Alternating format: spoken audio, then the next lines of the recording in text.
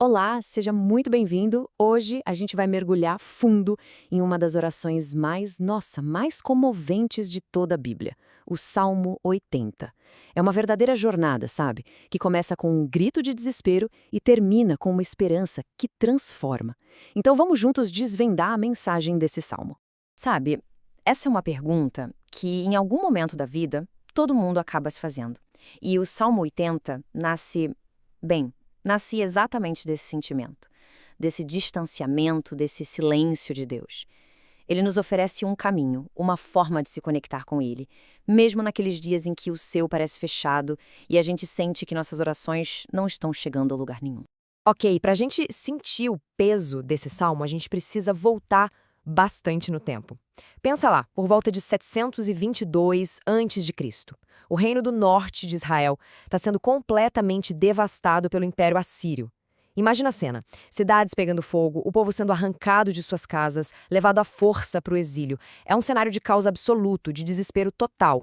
E o salmista menciona especificamente três tribos: Efraim, Benjamim e Manassés. Isso não é por acaso, é muito importante. Todas elas descendem de Raquel, a esposa que Jacó tanto amava. Isso torna o lamento algo muito, muito pessoal. Não é só uma nação que está caindo, é uma família. É a promessa de Deus que, aos olhos deles, parece que está se desfazendo em pedaços. A oração, então, começa com uma imagem que é ao mesmo tempo cheia de força e de ternura. Deus é chamado de Pastor de Israel. Vamos parar um pouco e pensar no que esse título significa. Evoca cuidado, proteção, provisão, tudo isso. É um apelo direto à memória, à lembrança de quem Deus sempre foi para o seu povo. E aqui surge uma tensão, uma contradição muito dolorosa. Como é que o pastor, que sempre guiou o rebanho com tanto amor, pode permitir que ele seja atacado, disperso desse jeito? A fé do povo começa a entrar em choque com a realidade devastadora que eles estão vivendo. Eles clamam, eles gritam por ajuda, e a única resposta que parece vir é o silêncio. É interessante que esse clamor por um pastor vai ecoar por séculos e séculos até encontrar uma resposta definitiva lá no Novo Testamento. É Jesus quem vai se apresentar, e não só como um pastor, mas como o bom pastor, aquele que não foge, não abandona as ovelhas, pelo contrário, ele dá a própria vida por elas. E é nesse momento que aparece pela primeira vez o refrão, que é o verdadeiro coração pulsante desse salmo. O apelo é tão simples, mas ao mesmo tempo tão profundo. O povo não está pedindo exércitos nem poder político. Eles pedem a presença de Deus. A convicção deles é muito clara. Se o rosto de Deus brilhar sobre eles de novo, eles serão salvos. É disso que eles precisam. A partir desse ponto, a oração mergulha numa dor que fica ainda mais profunda. A linguagem usada para descrever o sofrimento do povo se torna visceral, sabe? É quase difícil de ler, de tão intenso. O salmista chega a fazer uma pergunta que é, assim, chocante. Até quando o Senhor vai ficar indignado com a oração do seu povo? Para pensar na profundidade dessa crise. A situação é tão terrível, mas tão terrível, que eles sentem que Deus não está só irado com os pecados deles, mas com as próprias orações. É o fundo do poço do desespero, onde até a tentativa de se conectar com Deus parece que está sendo rejeitada. E aí vem uma das imagens poéticas mais fortes de toda a Bíblia. O salmista diz: para comer o Senhor lhes deu pão de lágrimas e para beber pranto em abundância. Olha isso. A dor deixou de ser um acontecimento para se tornar o alimento do dia a dia. Eles comem e bebem a própria tristeza. É a imagem de um sofrimento que consumiu absolutamente tudo. E o refrão volta, mas com uma mudança. Uma mudança sutil, mas muito importante. Agora eles clamam ao Deus dos exércitos. Percebe? No meio de todo esse sofrimento, a fé deles não diminuiu. Pelo contrário, ela se aprofundou. Eles estão se apegando ao poder soberano de Deus que comanda todas as forças do céu e da terra. Aí o salmo muda o foco um pouco. Ele traz uma nova metáfora, também muito poderosa. A de Israel como uma videira, uma planta que foi cultivada pelo próprio Deus. A memória do que Deus fez no passado vira a base, o alicerce para construir uma esperança no futuro. E essa imagem da videira nos faz viajar por 800 anos de história. Olha só, Deus tirou essa videira lá do Egito, limpou o terreno, preparou tudo e plantou na terra prometida. E lá ela cresceu, floresceu, se espalhou, ficou gloriosa.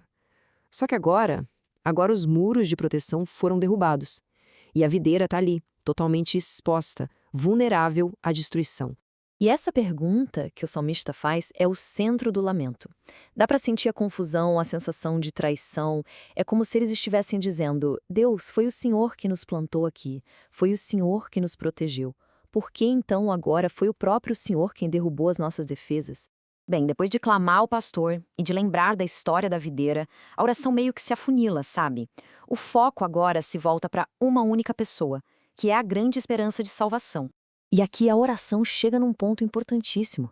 O salmista pede pelo o homem da tua destra, pelo filho do homem.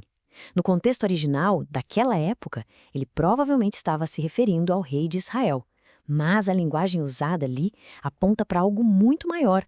É uma profecia que só vai se cumprir plenamente em Jesus, que é o supremo Filho do Homem, o Rei que traz a verdadeira e definitiva restauração. Pensa bem, é em Jesus que a gente vê o cumprimento perfeito de cada um dos clamores do Salmo 80. Ele é a personificação de toda essa esperança. Ele é o bom pastor, ele é a videira verdadeira, ele é o Filho do Homem. Jesus é a resposta completa, final, definitiva para aquele grito de um povo desesperado. E o refrão volta uma última vez.